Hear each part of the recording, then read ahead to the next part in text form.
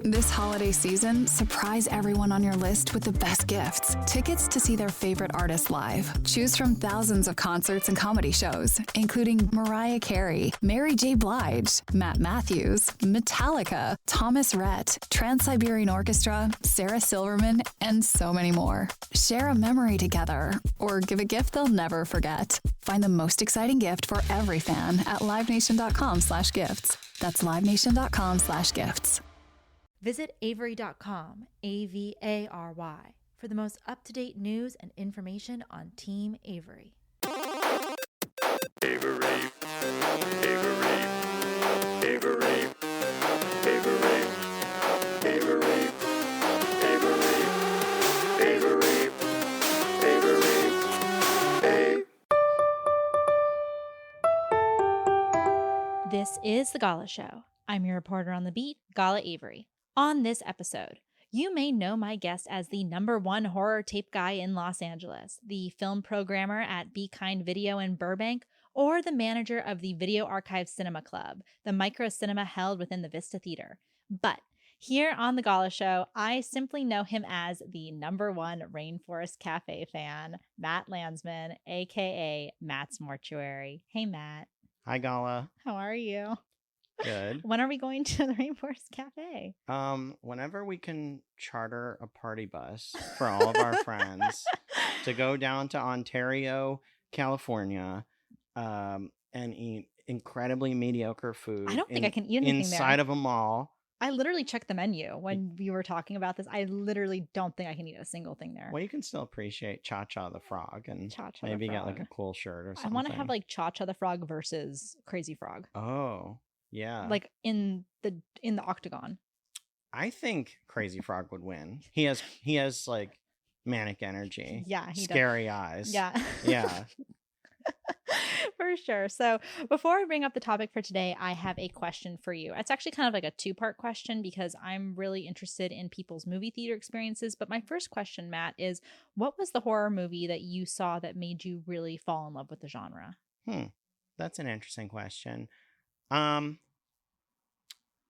would have to say, even though I loved them a lot as a kid, like the gateway horror stuff, like Beetlejuice and stuff, and obviously Halloween was like, pretty transformative for me. It was really Creepshow that broke the glass ceiling for me. Like, I used to walk past that cover in Blockbuster all the time as a kid. I'm old enough to have done that. Yeah. And my parents didn't want me to rent it, but eventually, my dad was like, knock yourself out, you're like a teenager now. And it was like everything that I hoped it could have been and then some. And I love those like morality tales, like comeuppance stories, like EC Comics type stories. And I just I felt like it was the greatest thing I'd ever seen, and I feel like I've been chasing that high of whatever Creepshow gave me in like the early 2000s ever since. And you watched it on tape? No, specifically? it was probably a DVD at that point. Yeah. Yeah, Do you have a tape of it, I'm guessing? many. Okay. Yeah.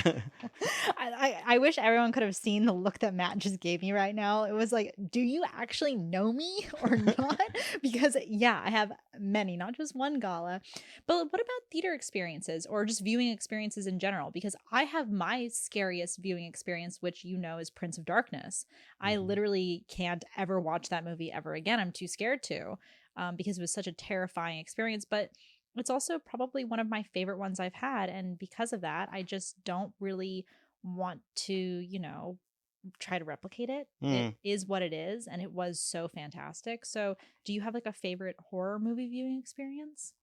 Well, there's like favorite and like scariest kind of like, okay. The scariest like horror experience in a theater for me was Paranormal Activity, the first one. When it came out, I was in college, and my roommates and I at the time went to see it like blind. Like it wasn't like a franchise or anything. We didn't know what it was. And we just went to sort of like a sneak screening or something. And this sounds really dumb and embarrassing, but I actually thought it was real for a good part of the movie. That was the marketing. Most people actually did think that the movie was real. And I talked with Ciro about this a little bit because I think he went to college with one of the girls that was in the movie. So he knew that wasn't real. So it was broken for him. But when the movie first came out, people 100% thought it was real. Yeah. Like 100%. When that led to, you know, Jason Blum's whole ascension and everything. And yeah, I mean, I was really freaked out by it. And my roommate, who was like kind of a tough guy, like kept like grabbing my arm, and like we kept like trying to scare each other after we left the theater.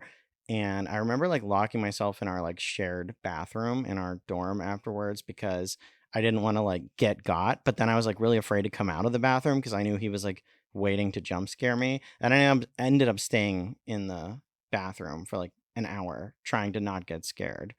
That's So that's kind of terrifying. yeah, I was really scared of it, honestly. It was really effective. Well, I guess that's that. I mean, I don't know if you'll ever have a scarier moment because when you think something's real, it really gets you. Well, at a certain point, I knew it wasn't real. But maybe How the first far like through? 30, 40 minutes, I was like, is this? So Yeah. Is that your scariest or your favorite?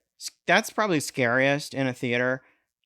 Favorite horror viewing experience in a theater was probably the triple feature they did at Beyond Fest in 2018, where they played Black Christmas into Halloween 78 into Halloween 18, which was the first public screening of Halloween 18. And that just, they primed the audience so perfectly to be excited for that and just like see all the influences coming together. And that was really what made me like fall in love with like Beyond Fest too, which is something that's very important to me, and something that's really inspired me a lot in like my programming endeavors. And I just thought it was so amazing being in this audience that was like literally applauding and screaming at like when three kids run by in Season of the Witch Masks in the Halloween 2018 movie, and I was like, oh my god, these are my people. Yeah, So you found your tribe. yeah. I love it. Now, as always, my guest gets to bring their topic to the mic. So, Matt, why don't you tell us what your topic is and why you decided to choose it? So my topic is real life paranormal encounters. If we've had them, if we believe in them. I know you believe. It's something that we've talked about in private, the past. Yeah. And I mean, you've shared some like pretty intense stuff. And I don't know. I just always, you know, that it's always something that I've been kind of like chasing or open to.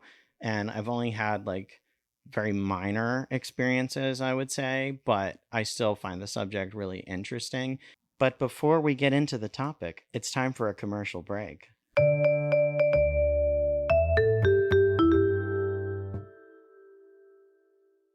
Back by popular demand, the Video Archives merch store is up and running. Get your favorite t-shirts, hats, notebooks, stickers, and more at videoarchivesmerch.com. You know me. I write all my notes in the Notes on Cinema notebook, the Gall edition, of course. Check out videoarchivesmerch.com to get yours today. Marketing is hard. But I'll tell you a little secret. It doesn't have to be. Let me point something out. You're listening to a podcast right now, and it's great. You love the host. You seek it out and download it. You listen to it while driving, working out, cooking, even going to the bathroom. Podcasts are a pretty close companion. And this is a podcast ad. Did I get your attention? You can reach great listeners like yourself with podcast advertising from Libsyn Ads. Choose from hundreds of top podcasts offering host endorsements, or run a pre-produced ad like this one across thousands of shows to reach your target audience in their favorite podcasts with Libsyn Ads. Go to libsynads.com, that's LIBSYN, ads.com today.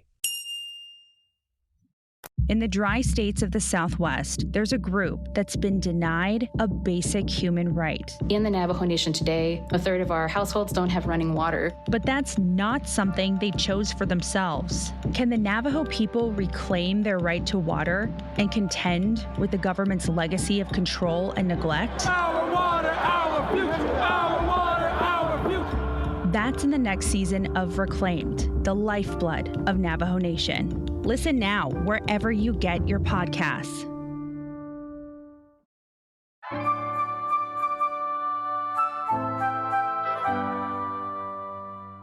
Hey, thanks so much for being a loyal listener. If you want to keep up with me off mic, make sure to follow me on Instagram at Gala Avery.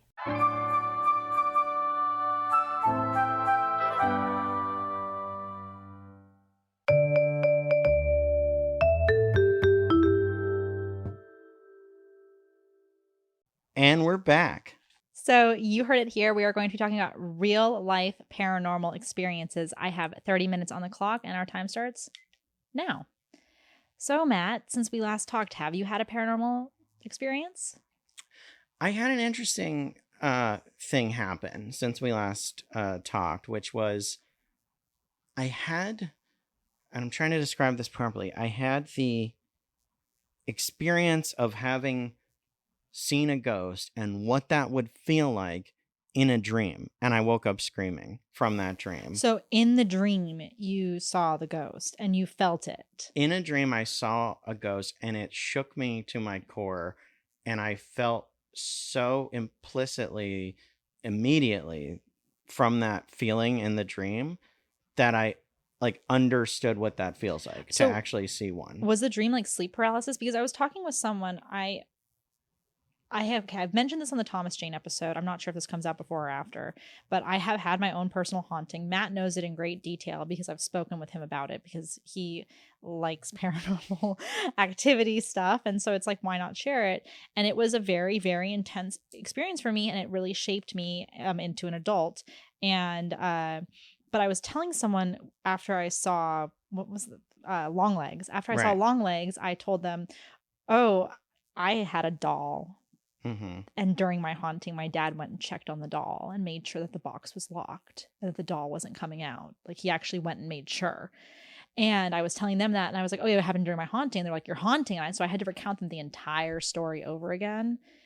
And they were saying, "Oh, like I haven't ever had something like that happen, but I've had sleep paralysis happen, where like I woke up but I couldn't move and I saw something in my room, and like it completely shook me to my core." So when you had your dream, was it like a sleep paralysis No, or like a dream? It was definitely a dream. But what I'm trying to describe is that in this dream, I immediately understood what that paradigm shift feels like when Yeah. you actually see something and you know instantly that's real. You're Yeah. not questioning it. And I woke up like screaming. And in this dream, I was basically staying at some hotel with like my family, like my, brother and like extended family and stuff. And I don't think it was in California. And it was like a big hotel and everybody's like getting ready to go to some like breakfast or something in the morning. Everyone's like getting up, getting dressed, whatever. And I started wandering around the hotel. And this was not like a scary dream, like at the onset. And I walked into some big ballroom, like a ballroom, maybe, I don't know, the size of like a Walmart or something. Like huge. Yeah. And across the room in the ballroom, there was a table, like a banquet table or something. And there was a woman like floating above it. Mm-hmm. And it wasn't like she was like all, deformed or crazy looking or something. But like as soon as I saw her and she like kind of made eye contact with me across the room, something like changed inside me that I was like, that's real and that's what that feels like. And my understanding of this has changed. And I woke up like gasping. Yeah, so you woke up when you saw her? Yeah, Did like she immediately. like rush at you or was it No, just the sight no, of but her? looking at me was enough. It was Yeah, enough? Yeah. That's so creepy. You know what's gonna be even creepier is if you one day go to that hotel. Because that's happened to me in dreams Oh, before. yeah. Where I've had an experience where it's like I have a dream and I'm in a place and then all of a sudden I've never been there. And then years later, I drive by something. I'm like, wait a second. Mm-hmm. I've dreamed that I was at that place before. Yeah, it's like, have you seen Mulholland Drive? Mm-mm. Okay, well, there's a thing that many of your listeners who are film fans will probably remember. There's a great scene in Mulholland Drive where this great character actor, I forget his name, is describing to someone that they're at a diner, and he's like, every time I walk, I keep having this dream that I walk outside the diner and I see this terrifying homeless man, and it's so scary that I like die of fright. And he tells someone this in dialogue in this like diner, and then they're like, oh well, there's nothing to be scared of, let's walk outside and check it out. Mhm. And then of course the dream lurches comes true. out, and it's so horrifying, and the guy like dies of fright. It's the best scene in Mulholland It's like Drive. a self-fulfilling prophecy is Yeah. almost the thing. So I remember when we were talking about like it initially, because you were telling me like you wanted an experience. Yeah. And I was telling you, no, you don't, because it can be really like life altering and life shattering. And when I talked to Thomas Jane about his paranormal experience, because he had a really intense paranormal experience, he was like, yeah, I don't talk about it in detail because I'm still wrestling with it myself. And I don't feel like I'm that far into it, like with mine. Like I know what happened and I can kind of explain a little bit of like what I saw and what I experienced. But it was really scary, and I've never felt fright like that before in my life. So I'm always curious as to people who want to believe in it or like want to experience Mhm. it, because I would not want anyone to experience it. Well, I'm such a horror fan, we're always chasing the unknown kind of. Mhm. Like I guess there's like that element of like thrill seeking. Like it's like, well, why do people like horror movies so much? It's literally because it's like this like journey into the Or unknown. like roller coasters too. Yeah, that's I like that too. And I mean, I guess it's like low stakes thrill seeking where, the worst thing you're at risk of is like a heart attack. But or like, oh, Dying of my fright. brain fluid dislodged on a roller coaster or something. But That's like, so disgusting. yeah, I don't know. My inner ear has shifted to the other side. Stop. Yuck. But yeah, I guess it's just like I want that like thrill in a way, and experiences like the one I described watching Paranormal Activity and other horror movies that really shook me to my core, like the first time I saw The Exorcist, or the first time I saw Signs, even M. Night's Signs. Like, I don't know. I've always just like, that was so thrilling to me. It was so formative, and it was like, in trying to write horror and expose people to horror and program horror, it's like that's what I'm chasing, is that like real like shock to the system. It's almost like I think you were telling me one time you were doing like the cryo thing. Oh yeah, I was doing like cryotherapy, I guess. Yeah. It's like, yeah, which I hated. Everyone Yeah. at my rowing loves it. They love, like, Jill, if you're listening, Jill loves Yeah. cryotherapy. She goes all the time. But yeah, I was doing that. Why did you bring up my cryotherapy? Oh, because it's like that shock to the system. That's like kind of refreshing. It's like cold plunges. Kind of. Yeah, it's like your body kind of resets. But also, I feel like when you actually experience something like how you experienced in your dream, and you wake up and you're so terrified, there is a primal fear that gets unlocked in you that is like more so even than just fright. It is like, it's to your core. And I was telling you when I saw Longlegs, like, you knew I wasn't going to like the movie because of certain things. Devil stuff. But also, you just know me. I don't like the glorification of Satanism. I like movies like The Omen, or Rosemary's Baby, or The Exorcist. There's a dialogue about all of that stuff in it. And I just felt like Longlegs was lacking, but I'm not talking about that right now. But you knew from how you know me that like I wasn't going to like the movie, and then you were right. And then, like, honestly, when they brought the doll thing out, I totally forgot that I had a life-size doll version of myself. Yeah, so let's talk about that. Is that like how? And you thought that I was joking when I texted you after the movie. How life-size are we talking? Are we talking like that Chucky up there? Or are we talking I think it's like this big. I don't. Wow, so it's like an American Girl gala. But like, I've never seen it. I don't know where I got it from. My dad just told me it's in a box, it's locked away, and it's not coming out. Huh. And he checked on it when I had the haunting to make sure that it was locked. But I totally forgot that even existed. And in the movie, when all of a sudden, it wasn't the first time they brought the doll out. I think it was like way later in the movie, not to give spoilers because it's a new movie. And I was like, holy crap. I have a doll that I don't remember where it came from that looks just like me. Like, okay, that scared me, but that's my personal experience lending itself to the story. So I guess that having your own kind of paranormal experiences or strange happenings can enhance an experience, like viewing a movie, perhaps. I don't know. Yeah, I mean, I think so. And I don't know. I like the element of mystery. Like, I like when you see something that's just like unexplainable, like a glitch in the Matrix or something.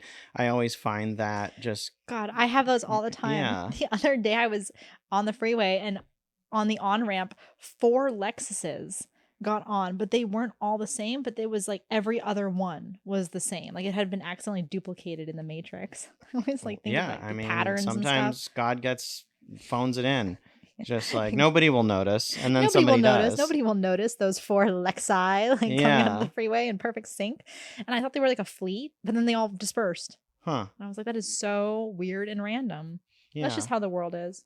But I don't know. It's like, it's interesting. So I had my experience when I was like 10 years old, and the Japanese have some kind of saying, like, if you don't have an experience before you're a certain age, like, you'll never have one. Dang. That's why I'm like really out in the cold with it. I wonder why that is, because one thing I wanted to touch on here, my dad has had some stuff. Oh, really? Yeah.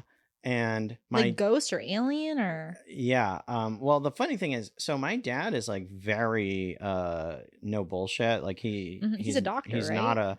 not he's not like a believer in much, I would say. And so, well, the first thing is he's a photographer also. He collects Minoltas like you. Yeah. And we used to go out when I was a kid and take 35 millimeter photos. And he loves horses also. And we would go to like dude ranches and stuff and like take pictures of horses when I was a kid. And there was a thing where he took photos of a field of horses, and there were just horses in the field. And when we got them developed, there was a lady in a white dress in the photos with the horses. Does he still have those negatives? I've asked. It's buried somewhere in our basement. I think so, but like that's like it would be a tremendous amount of work to dig it out. But I mean, it's terrifying. I've seen all those pictures, and people say, "Oh, it's a double exposure," or "Oh, it's whatever." But like when this was the 90s. But also when you know how to work a camera, and like you're not just gonna like let's double expose and put a white woman in to like freak my son out or something. It's like no, I remember not the kind of this man your dad from was when I was a kid. Yeah, and then the other thing is, during the lockdown, Netflix put out a new season of Unsolved. And we were watching it one day, and there's this alien episode where they describe like a white light coming down on the freeway or something, and like a blinding light. And my dad was watching this with me, and he was like, "Oh, this happened to me once." And I was like, "What?" Like, I've gone my whole life, and this has never been brought up. Yeah. And basically he described this story to me of like when he was living in Miami in the 80s, and like he was like driving home from somewhere, and then all of a sudden this like white light descended down like a beam on the freeway in front of him, and it was like blinding, and he like felt a chest catch, and then like had to like stop the car, and then it lasted for like 30 seconds, and then the light just like shot up into the sky and like flew away. And it was like, you know, for sure a UFO. And I believe him because my dad isn't interested in this stuff. He's no nonsense. It's not like he's going to just be making this kind of stuff up. And like, why? And also it's interesting that like he saw the episode and it kind of unlocked the memory for him. Like, oh yeah, that did happen to me once. Yeah. It's not something like he talked about all the time. Like, oh, when I was a young guy, like this happened. It's something that's just like, oh, I also experienced that. And I think there's a lot of unexplained things.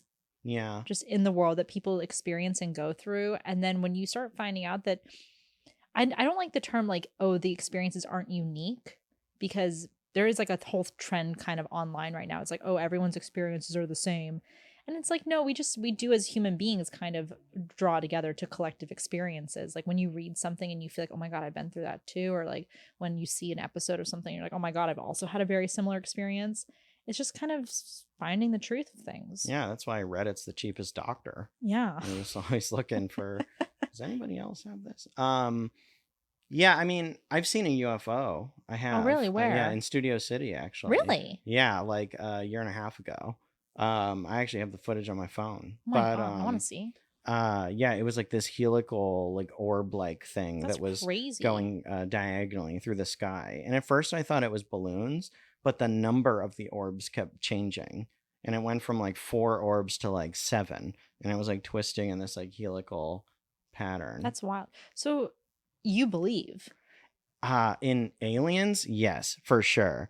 But in ghosts, I'm not sure. I want to believe. Like, but because X-Files, you haven't experienced it yourself, you don't. I haven't believed. I want to believe. I when people tell me stories, I believe them, and I think they're so cool. Like your story, I believe that. Another mutual friend of ours recently told me something really scary that I believe.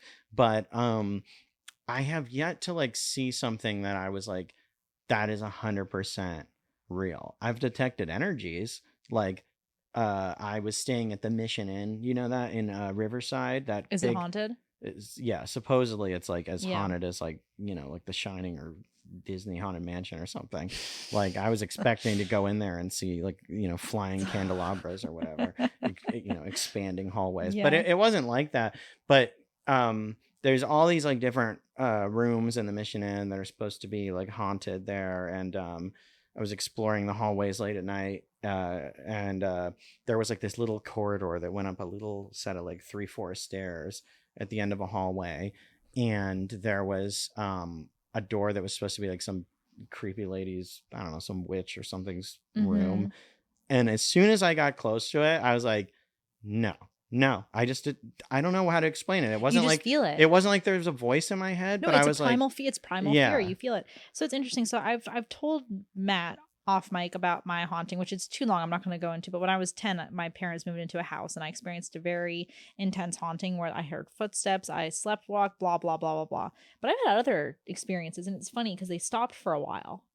You know, when the house like Right. disappeared. But it was all like tied to that. It was you all think? tied to that. But then it's interesting because I've had that experience like with the dreaming, and that's why my friend brought up like, oh, is it sleep paralysis? And I'm like, no, I had this dream one night and I was in my parents' new house, and I had this dream that I woke up. In my dream, I woke up and someone was standing. It was dark in my room, and someone was standing right next to me in my bed and looking down at me, staring. And then in that dream, I woke up and they were still there. Whoa. And then they grabbed a pillow and they put the pillow on my head and started to suffocate me. And I felt it, and I felt myself getting suffocated. And then I woke up a third time or a fourth time or however many times I woke Wow. up. And I was in my room and I was awake. And Morgana, my cat, was on top of me fighting something. And she ran as soon as I woke up. And all my lights were on. Wow. And I woke up and I had a bite mark on my neck. She saved you from a vampire. Like literally, I got saved from a vampire Wow. in my dream, which felt so real though, because it's like you have this, and I literally in my dream I felt myself getting like the pillow on my face, as if it was like someone was actually in real life like stuffing a pillow on my face. And someone might say, oh, it's just like your cat. No, your cat scratched you on your neck. And I have a picture of it. I even took a picture. I'll really? show you later. But it's just like there are things that are unexplainable, and I've had that happen, and I've had other things happen where I'm just like, there is something else out there. 100% I believe it. And you know, I study. Yeah. Like in my spare time, I like to do, I don't know, like cleansing like cleansing the diakas. Yeah, the diakas, like cleansing them and like cleansing bad energy. And I read tarot and I believe in all of this stuff. And so for me, like when someone is just like so vehemently, like not you, because obviously you want to believe, but there are people that are just like, it's not real. I'm very open to it. That's the thing. Yeah. But like I've actually chased those experiences. I might have shown you the pictures, but for a while, when I was first getting into like 35 millimeter photography as an adult, I would go to like, let's say Urban X sites and like do like break into like, there was some old asylum thing in Downey. I went there and I would go to like any abandoned place that I could find. I think that asylum in Downey, is that where Bubba Hotep was filmed? It may be. I It's think like this huge campus. No, that's where Bubba Hotep was filmed and Rules of Attraction. Oh. They filmed in the asylum. Oh, well, Yeah. I'll show you the pictures and you can let me know. But I did like photograph an orb there and I caught it in one of my pictures above a chair. There was just like a vacant chair sitting in the middle of a room, and this orb was like traveling overhead. I didn't see it in real life, but I saw it in the picture. Yeah, and that place had a weird energy. Also, I had to run from the cops. But but yeah, I used to really chase that experience when I was at like a low place in my life, and I was just kind of like looking for something to believe in, I think. I don't know. I just really Yeah, I just feel like between reality, the veil is very thin. The Twilight Zone. Yeah, you're in the Twilight Zone. In reality, the veil is very thin, and sometimes things leak through from either the dreaming world or from the ethereal world, or however people want to put it. Like some people believe in like angels and God and the devil, and like they really believe in that stuff. And when you believe in something, it becomes true. So it's just a matter of that, I think. But it is weird when you have someone like your dad, for example, who's just like no nonsense, like doesn't believe in it, but he experiences it. And That's my like favorite line from The Swimmer, by the way. Oh, yeah. Burt Lancaster says to the child, if you believe in something hard enough, then it's real to you. Yeah. Have you seen that movie? I haven't seen it. My dad and brother have watched it like so many It's times, brilliant. and I just keep missing like whenever they watch it. It's really weird. It's like Yeah. I want to see it. I just haven't yet. I took a break from watching movies this year. Yeah. I needed a detox, but I think I've still watched like maybe 100. Oh, that's a lot. So I don't still. know if it's like how much of my detox I'm on. So okay, you believe in aliens. Yes. You're so about ghosts.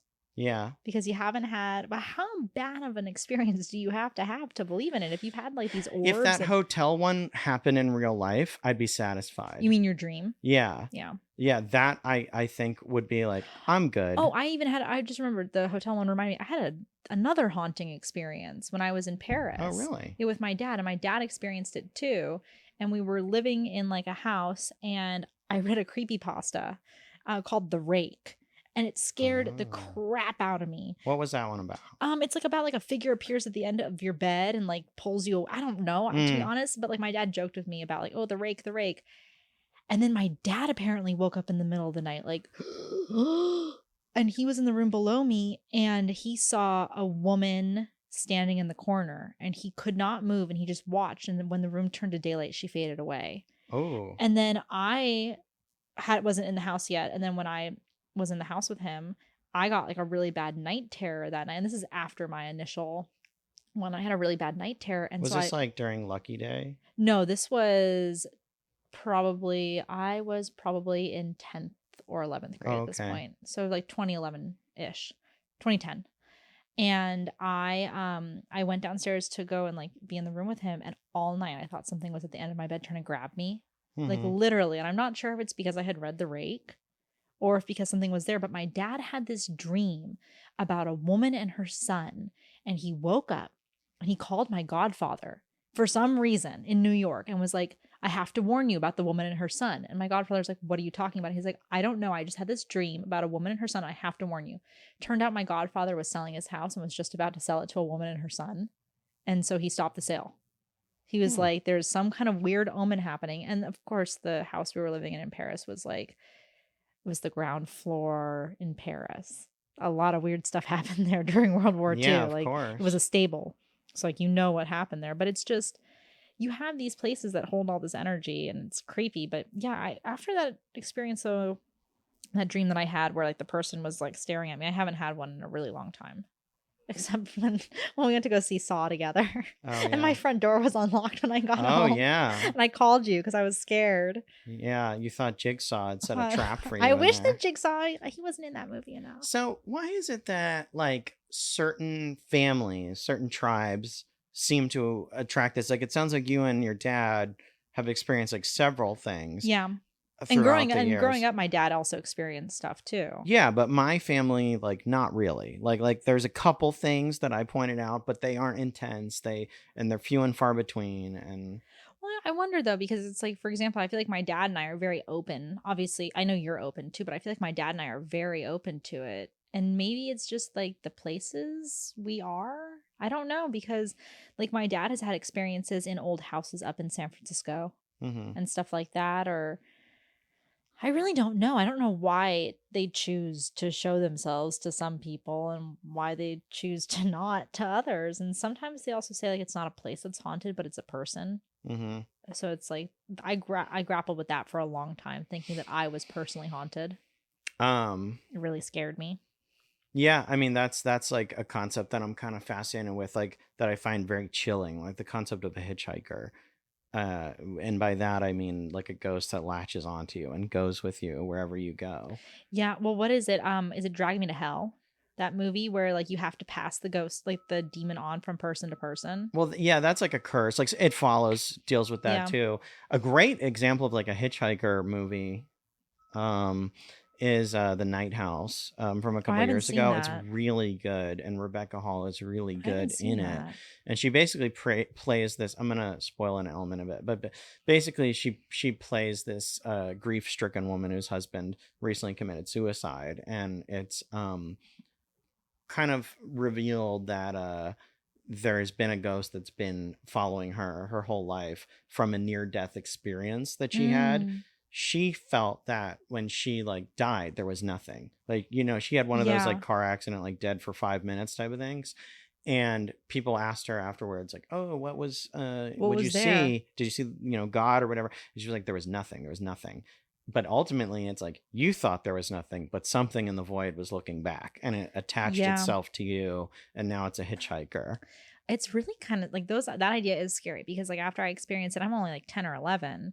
And then I'm hearing this thing of like, oh, places aren't haunted, people are. And it like really got in my head because I started Mhm. thinking, oh my God, am I haunted? And maybe that's why I'm so interested in like the whole idea of protection and like protecting yourselves from demons and protecting yourself and not welcoming those things into your life. Like I would never touch a Ouija board. Never. Would you?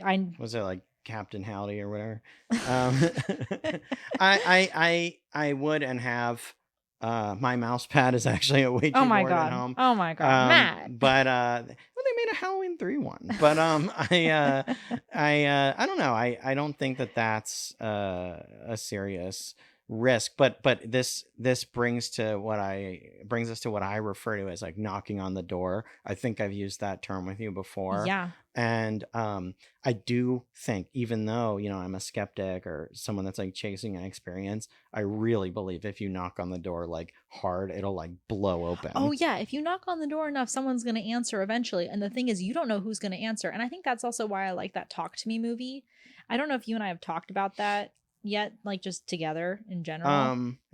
I did some marketing for that Oh movie. yeah, I didn't know that. Well, I like that movie. The idea that they're passing the conduit hand around like Yeah. a drug. And I also just like that, like you don't know who's going to answer you. Like when you say talk to me, like it could be anyone or anything, and it can appear to you as one thing, but really be something completely different. Mhm. Because demons lie, devils lie. Like you might think you're getting something. It's like that's why you don't make a deal with the devil, because it's that you honestly just don't know what you're gonna get.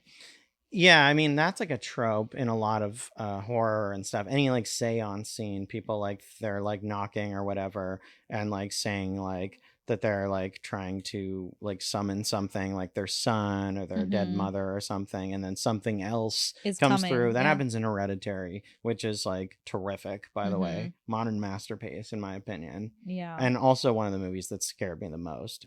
Is that really? Why did it Like on scare a you so visceral level. That movie's intense. Have you seen it? much? No. Oh my God, you should. It's like really good. It's like meticulously designed. Like it's like really really well made. But everyone was hyping this movie up to me. I was on a shoot. I couldn't go when it first came out, so I had a full month of my horror Of all your fans friends being like, oh my God, it's the best thing ever. Yeah, and I was like, oh, and I was like, I literally was like looking at like bus fare around this like mountain where we were shooting, and I couldn't find anything. And as soon as I get back in town, I was like, I got to see it day one.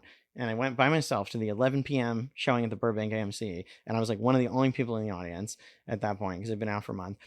And there's a moment in this movie where a character that you think is like one of the main characters of the movie, about halfway through the movie, a child dies in a horrific way. Mhm. And the corpse is like mutilated. And the mother is screaming in anguish over like the revelation that her daughter's been decapitated horribly. And it's not like decapitation in like Terrifier or something where it's like fun. It's like awful, and like it's like real anguish screaming, and I got like weak in the knees. I was like, that's like they're conveying something like actually horrible here. And like it actually, like I went home like upset. It's interesting because like when there's a movie like that, they convey something so thoroughly, it makes you wonder like, oh, well, have they had an experience like this? Or like, and a lot of times, no, people just like have an imagination that brings them to these places. So I wonder if having these experiences is even necessary for writing good horror. Yeah, I don't know. I mean, I don't think so, because I think that like good horror kind of like begets good horror, and we are sort of like a product of our influences as like Mhm. writers and creators and stuff. And if you like eat a healthy diet, basically, like you're going to maybe have like healthy poops. I don't know. I mean, that's true. Yeah. Your body will become regular. Yeah. So I think that like, you know, it's good to not just watch the trash and try to like satiate yourself with movies that are like fulfilling and satisfying and whatever. But I was curious, like, I don't know what time is left. I think we've touched on this in the past. Are you in UFO believer? 100%. 100 billion cajillion %. I totally believe that there's something else out there. So I also think, like, for us to imagine that we are the only intelligent life in the entire universe, galaxy, etc., beyond, is, how can we believe that? I wrestle with this a little bit, Matt, for reasons I know we don't have that much time left, but I'll tell you off mic because it's kind of a joke, but also not really. Okay. But no, I 100% believe in aliens. A billion. Do you think that they are gods in a way? They could be. Yeah. Yeah. They could have created us. Yeah. Oh, there is the timer. Wow. I do think that they could have created us, and they could be gods, and they could be coming back to check on us, or we could just be star stuff, and we could be whatever. I mean, The Martian Chronicles by Ray Bradbury is one of the greatest books of all time. And I think it explains a lot. We're all stardust. We're all just stardust. But that's all the time that we have for today. But Matt, is there any final thought that you would like to share with the audience? About ghosts. Or just anything. Watch more horror movies. Don't close it off as a genre. It's obviously not trash. I know that a lot of people are just like, I don't watch horror movies, but they have so much to offer intellectually and spiritually, and it's not just like if you're a thrill seeker or whatever, like they really can open your mind to another world that you may go your whole life not experiencing otherwise. And that's why I like them, is because I've never had those experiences, but movies have allowed me to peek in. I also think that both horror and sci-fi are the greatest conduit for discussing social issues personally, and like actually going through like the human condition and trauma and just things that we've experienced. So it allows you to kind of take a step back from real life. Like a drama movie might just put something very plainly to you, and it might be inaccessible, but sometimes you have a horror movie that the theme is the Vietnam War or consumerism, etc. I'm talking about zombies obviously right now, but you know, it allows people just to kind of sit back, relax, have fun, and be scared, put themselves in an uncomfortable situation. So I agree. Watch more horror. Thank you so much to my guest, Matt Landsman, for coming on the show. If you'd like to keep up with Matt, you can do so on Instagram at Mats_mortuary, or on Twitter at Matt Landsman, or just pop into the Video Archive Cinema Club or Be Kind Video. You'll probably see him around. I'm Gala Avery, and this has been The Gala Show.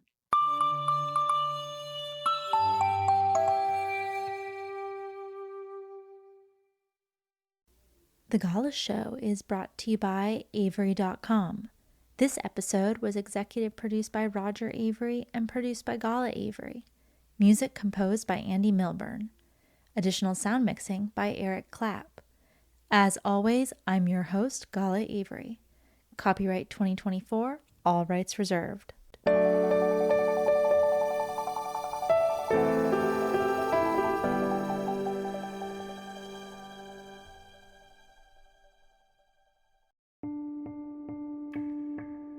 Despite me sharing the same last name with this charity, I don't have any affiliation with it, besides the fact the issue is very near and dear to my heart. Did you know that in the United States, 2.7 million children currently have a parent in prison, and it's estimated that 10 million children have experienced parental incarceration at some point in their lives? I was one of these kids, and as an adult, I am really grateful to be able to give back to Project Avery. Their mission is to build leadership from within by supporting community through programs such as mentoring and outdoor education, and also to remove the stigma surrounding having a parent that's incarcerated. You don't have to feel alone. If you know a kid who could use these resources or would like to donate money or time to the charity, please go to Project Avery, that's AVARY.org, to check out what this amazing charity is all about. Again, that's projectavery.org. Thank you guys from the bottom of my heart. This holiday season, surprise everyone on your list with the best gifts. Tickets to see their favorite artists live. Choose from thousands of concerts and comedy shows, including Mariah Carey, Mary J. Blige, Matt Matthews, Metallica, Thomas Rhett, Trans-Siberian Orchestra, Sarah Silverman, and so many more. Share a memory together, or give a gift they'll never forget. Find the most exciting gift for every fan at livenation.com/gifts. That's livenation.com/gifts.